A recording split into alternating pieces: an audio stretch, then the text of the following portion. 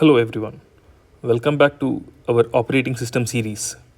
In today's video, we are going to study on CPU scheduling algorithms, and out of which the first CPU scheduling algorithm that we will be discussing today will be first come first serve algorithm, which is also commonly known as FCFS algorithm.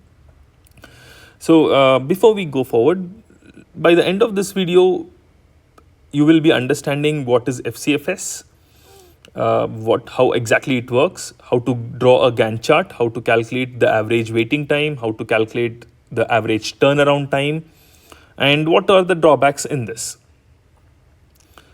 So let us understand the theoretical part of the first come first serve algorithm first. It is like the queue that we see in a supermarket. The person who comes first will be served first. Whoever is the first person who's coming in first will be served first. Exactly ಇದು Q ಥರನೇ behave ಆಗಿ ಮಾಡುತ್ತೆ. ಒಂದು ಕ್ಯೂಗೆ ಯಾರು first ಬರ್ತಾರೆ ಅವ್ರನ್ನ first ಅವ್ರ ರಿಕ್ವೆಸ್ಟ್ನ serve ಆಗಿರುತ್ತೆ, ಅವ್ರ ರಿಕ್ವೆಸ್ಟ್ನ ಸರ್ವ್ ಮಾಡ್ತಾರೆ. ಸೇಮ್ ಪ್ರಿನ್ಸಿಪಲ್ ಹಿಯರ್ ಇಲ್ಲೂ ಯೂಸ್ ಮಾಡ್ತೀವಿ. Whoever comes first they will be served first. And what about the next person or second, third, fourth process? ಯಾರು ಲೇಟಾಗಿ ಬರ್ತಾರೆ ದೇ ಹ್ಯಾವ್ ಟು ವೆಯ್ಟ್, ಅವ್ರು ವೆಯ್ಟ್ ಮಾಡ್ತಾರೆ.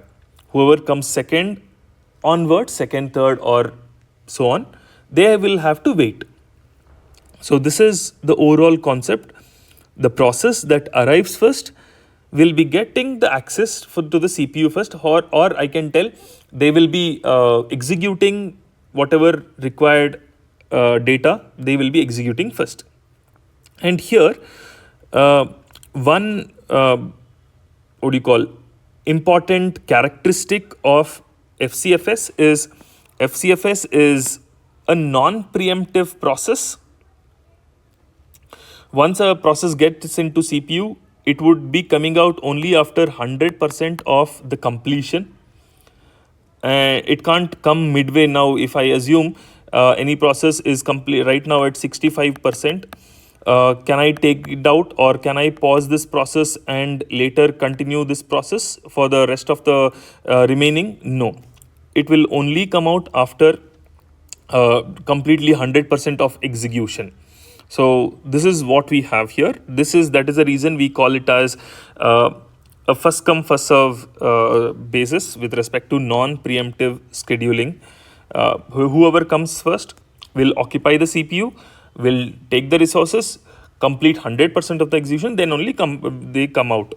So that is the reason this is easy to implement and use. And here we call it as the FCFS. I can also call it as the the queue principle, that is FIFO, first in first out. Whoever comes in first, they will be executing and they will be going out first. So that is the case. And here all the process as told, as it is FCFS or the FIFO, that is the queue principle, based on the arrival order, all of them will be working first. So this is what we have. Overall FCFS basic understanding: who comes first gets to execute first. Let us go to the examples now. Let us see how we can solve the problem. And for this, I have the list of process and I have burst time. Now, what do you mean by burst time? Burst time is the time required by each process to complete the execution, and here we deal that in milliseconds. Milliseconds, we deal it in milliseconds that we have. So if you see, process 1 requires 24 milliseconds to complete execution. Process 2 requires 3 milliseconds, and process 3 requires 3 milliseconds to complete. So what is the first thing that we'll be doing here is that we will be writing the Gantt chart. I have something called as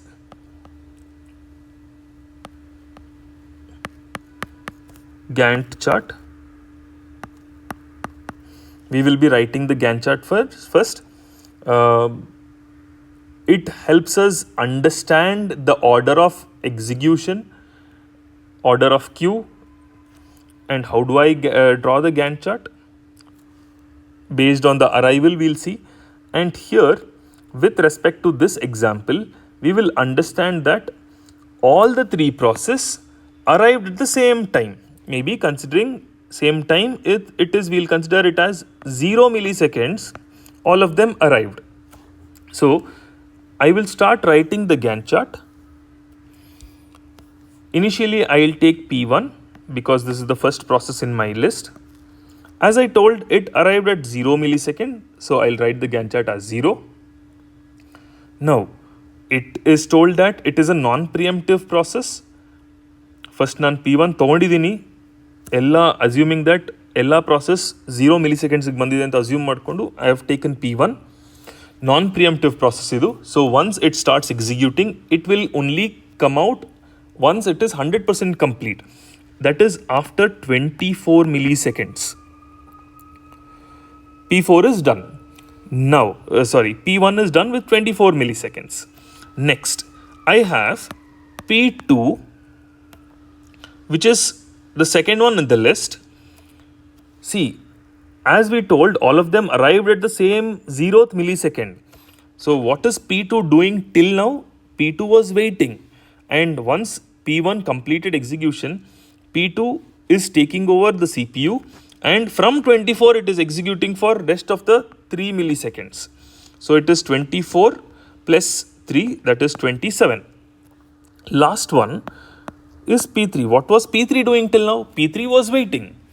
So here P3 starts at 27 and it ends at 30 milliseconds. So if you see, we have total of 30 milliseconds of working time.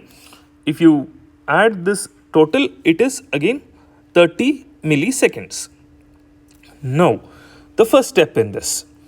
First step, Gantt chart writing is done. I'll just number it as 1. Now, second step is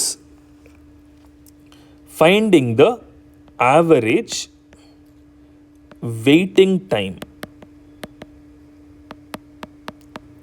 Finding the average waiting time. How do I do it? We'll go one after the other. One process practice ಮಾಡ್ಕೊಂಡು ಹೋಗೋಣ. I'll find the waiting time for P1. See, P1 came at 0 milliseconds. I'll just change the color. P1 came at 0 milliseconds and it started at 0 milliseconds. So there was 0 waiting time with respect to P1. Now, I'll take the second one, that is P2. What happened with P2? P2 also came at 0 milliseconds, but it started at 24 milliseconds. Initial 24 milliseconds is waited, and after that it started. So waiting time of P2 is 24. Then P3. P3 also joined as at 0 millisecond, but it started after 27. So 27. So what happens here? I have to calculate the average. So that reason, when I talk about average waiting time, it is 0 plus 24 plus 27 divided by the total number of process that we have, that is 3. So it is totally what happened. If I add 0 plus 24 plus 27, it is 51 divided by 3, which is 17 milliseconds of average waiting time. 17 milliseconds of average waiting time. Next thing, third one. I have something called as average turn around time. I want the total time taken to complete the process. So again, I'll do it one after the other, wherein when I talk about average turnaround time, I can use a formula which tells waiting time plus burst time. Waiting time plus burst time of each process. So here P1, what is the waiting time of P1? We know it from the above line. Waiting time of P1 is 0 plus burst time, we know it is 24. it is 24. So it is total is 24. Then I have P2. The waiting time is 24 plus burst time is 3 from here. So it is 27. Then finally P3, it is waiting time is 27 plus burst time is 3. So it is 30. So what happens here when I have all three? Calculating average is easy. 24 plus 27 plus 30 divided by 3. Why 3? Because we have 3 process. So now 24 plus 27 plus 30, that is 24 plus 27 plus 30 becomes 81. And when I have 81, I'll divide it by 3. So this becomes 27 milliseconds. So overall, if you see, we have the Gantt chart written, we have the average waiting time, we have the average turnaround time, and individual calculations is done for each example. Correct? Now we'll go to the second example, which is having the arrival time. So this is also equally important. Previous example we saw all of them had same arrival time, but here it is different arrival time. What we will do is we will first write the Gantt chart, the first step, as we did in the previous problem. Gantt chart, I'll write arrival time. It is given in incremental order 0, 1, 2, 3 milliseconds, and burst time is also given. I'll take P1, which is arrived first, with starting at 0 with burst time of 6. Then sample 1, P2 came at 1 millisecond, requesting burst time for 3, so I can add it. Then I have P3, which came at 2nd millisecond with requesting of 8, so I'll add it again. Then I have the final one, P4, which came at 3rd millisecond, and again I am adding 3 to 17, that becomes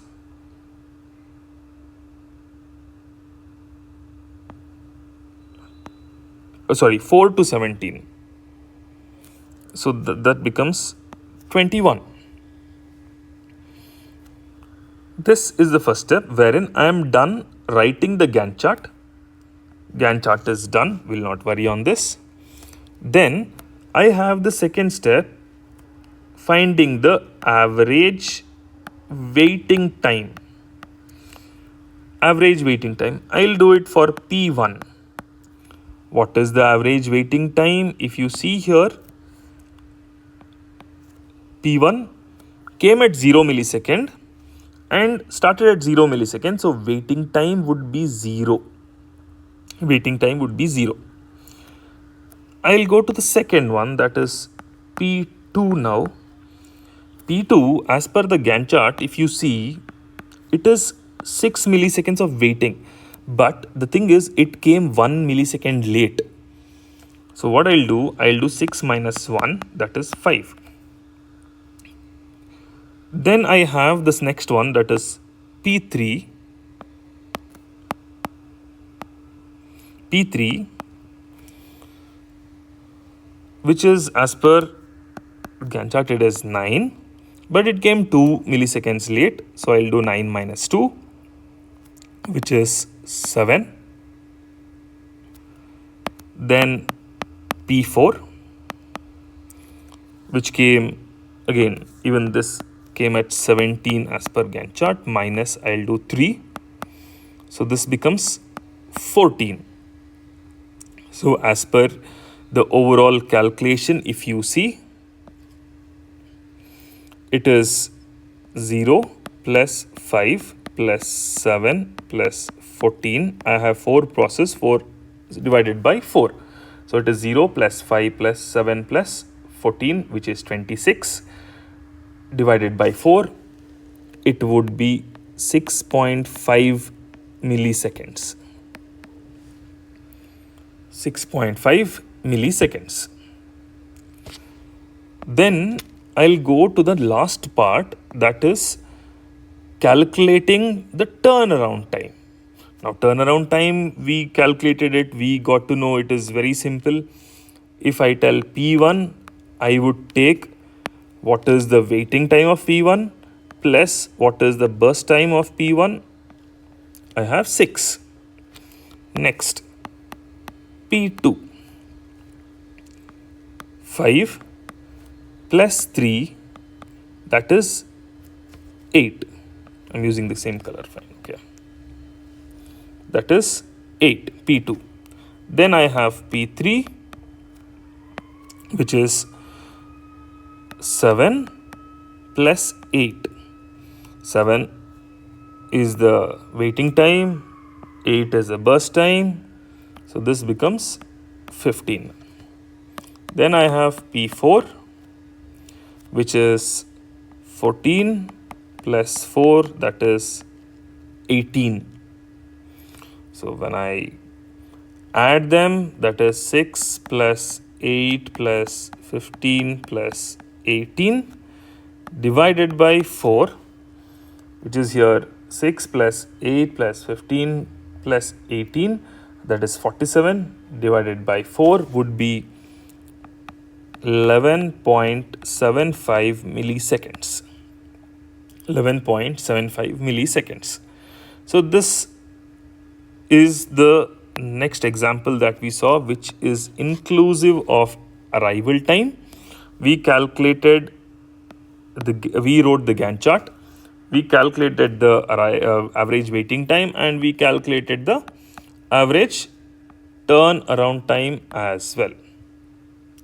So this is what we have with respect to the FCFS algorithm.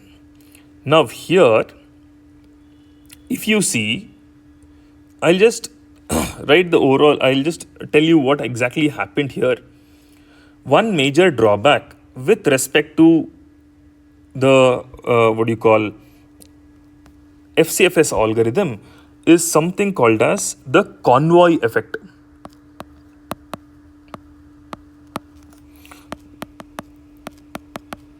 It is called as convoy effect. Now, what is this? Just simple thing, when a smaller burst time process is stuck behind a larger burst time process, we call it as convoy effect. See, it is very simple.